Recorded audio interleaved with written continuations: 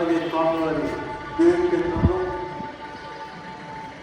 శ్రీవారి భక్తులకు నవగ్రహ దోష పరిహారం కోసం ఆయుర్వేద అక్షేశ్వరాల కోసం భక్తులు తమ బరువుకు సమానంగా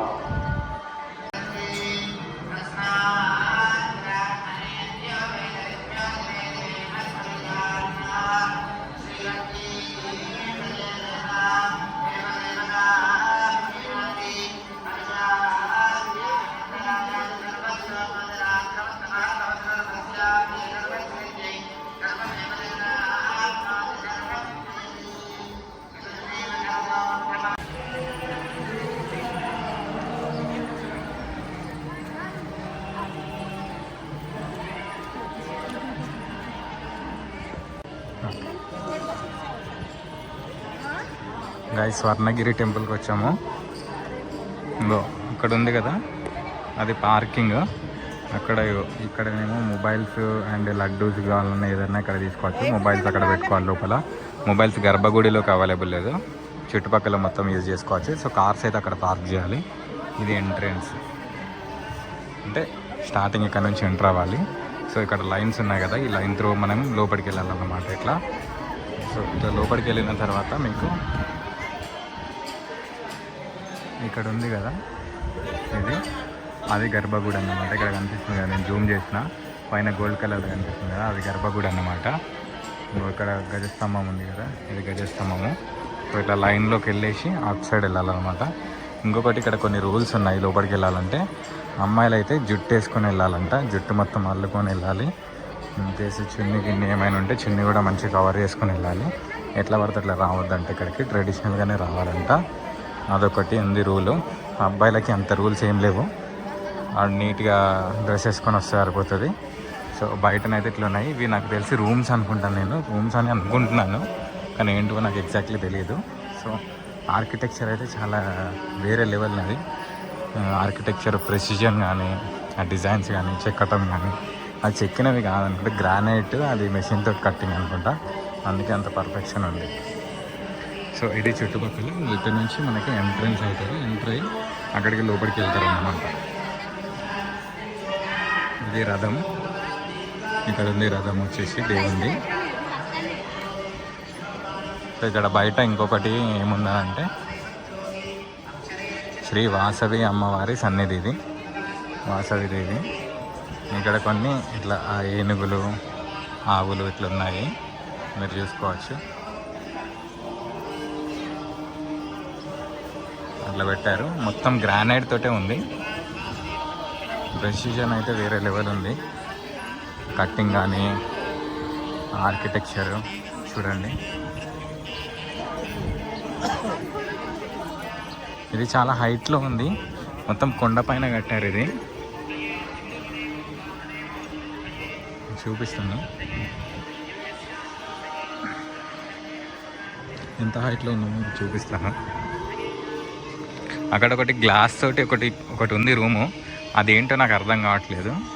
అక్కడికి వెళ్ళి చూద్దాము. ఇంకా చూడండి ఎంత హైట్లో ఉందో. సో ఇది మొత్తం కొండ చుట్టూ రోడ్ ఉంది. ఇంకా కంప్లీట్ అవ్వలేదు, ఇది ఇంకా 100% కంప్లీట్ అవ్వలేదు. ఇంకా కొంచెం కన్స్ట్రక్షన్ నడుస్తూ ఉంది, మీరు చూసుకోవచ్చు. ఇక్కడ ఒక పెద్ద పిల్లర్ ఉంది, ఇంకా దాని చుట్టూ కూడా ఆర్కిటెక్చర్ వస్తూ ఉంటుంది. అక్కడ కూడా ఒకటి పెద్దది అది ఉంది కదా, దాని చుట్టూ కూడా ఆ పిల్లర్స్ చుట్టూ మొత్తం ఆ డిజైన్స్ అనేవి వస్తూ ఉంటాయి.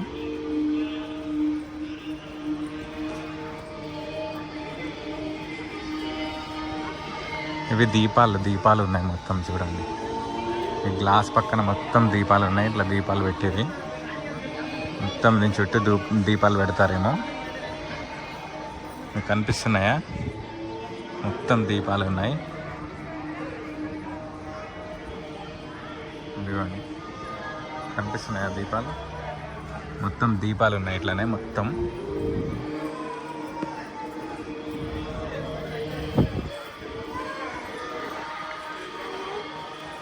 ఇప్పుడు ఈ చుట్టుపక్కల మొత్తం ఫోన్ అలౌడే, ఓన్లీ ఇప్పుడు ఈ గోడ లోపటి సైడ్ నాట్ అలౌడ్ అన్నమాట.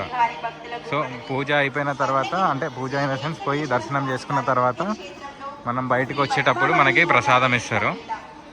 పప్పన్నం లాగుంటుంది కొంచెం. ఆ ప్రసాదం ఇస్తారు. ప్రసాదం ఇచ్చిన తర్వాత ఇంకా మనం ఇక్కడ నుంచి బయటకు వస్తాం. సో ఎవరికైనా టాయిలెట్స్ ఏమైనా అర్జెన్సీ ఉంటే అక్కడ ఉంది చూడండి, అటు సైడ్ వెళ్ళాలి టాయిలెట్కి. ఆంజనేయ స్వామి విగ్రహం ఉంది.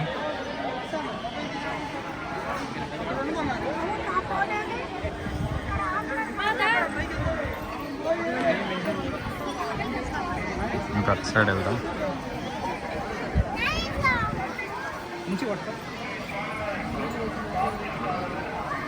చిమ్టుగాడు ఉన్నాడు ఇక్కడ.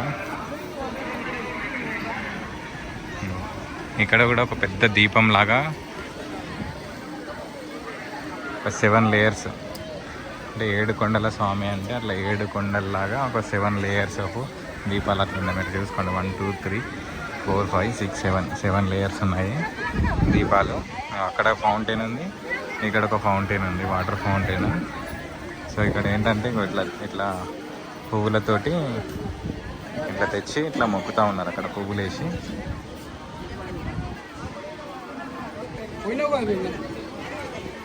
సో ఇట్లా నడుచుకుంటూ కూడా రావచ్చు డైరెక్ట్గా. కారు పెట్టి వస్తేనేమో అటు సైడ్ నుంచి, నడుచుకుంటూ వస్తేనేమో ఇటు సైడ్ నుంచి రావాలి. అక్కడ ఒక వాటర్ ఫౌంటైన్ ఉంది, ఇటు సైడ్ ఒక వాటర్ ఫౌంటైన్ ఉంది. మేము కిందికి వెళ్దాం మనం.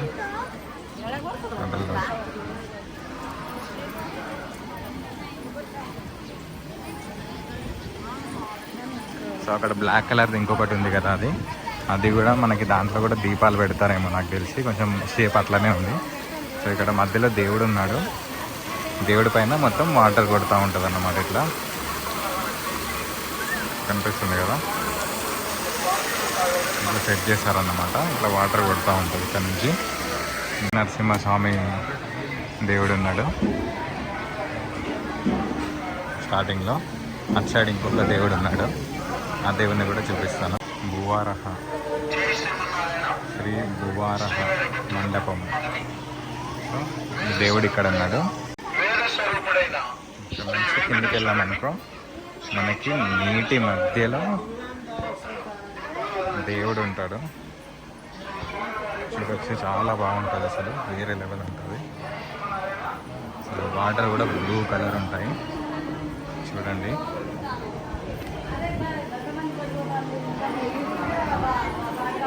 వాటర్లో దేవుడు పడుకొని ఉంటాడు పాము మీద.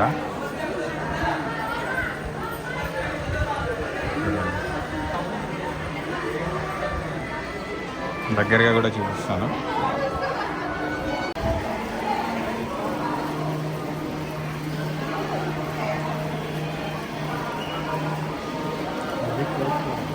సో దేవుడు ఇక్కడ వాటర్లో ఉన్నాడు ఇట్లా. సో వాటర్లో ఇట్లా దేవుడు పాము మీద పడుకొని ఉన్నట్టు ఇట్లా ఉంటుంది అన్నమాట విగ్రహం. వెంకటేశ్వర స్వామి పడుకొని ఉంటాడు పాము మీద. చూడండి, వాటర్ మొత్తం బ్లూ కలర్ ఉంటాయి.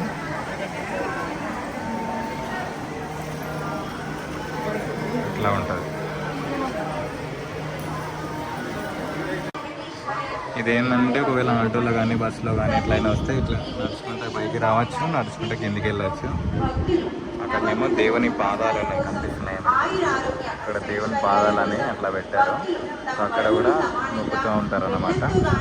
కార్లేమో ఇప్పుడు ఒకటి వస్తున్నాయి చూసారా, ఆ కార్లన్నీ అటు సైడ్ నుంచి అట్లా వెళ్ళిపోతాయి. నేను ఫస్ట్ చూపించాను కదా, ఆ ఫస్ట్ చూపించిన కాడ పార్క్ చేసుకోవచ్చు అన్నమాట. సో మన కార్లు అయితే ఎంట్రన్స్ అయితే అక్కడ చూసారా మీరు, ఇక్కడ గుట్ట మీద నుంచి మట్టి రోడ్ ఉంది కదా, ఆ మట్టి రోడ్ నుంచి అట్లా కార్స్ వస్తున్నాయి కదా. సో అట్లా తిరుగుతూ ఇక్కడ వస్తాయి అన్నమాట. ఇక్కడ నుంచి అటు సైడ్ వెళ్ళిపోతాయి.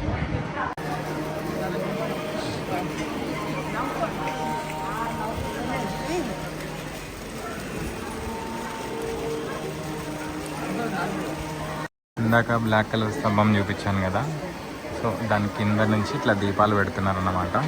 సో ఇట్లా దీపాలు పెడతారు, ఇది దీపాలకు సంబంధించిందే.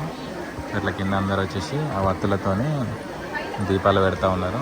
ఇక్కడ కూడా పాదాలు ఉన్నాయి, మొక్కుతూ ఉన్నారు అన్నమాట. సో గుడి బయట ఇక్కడ ఒక కౌంటర్ ఉంది.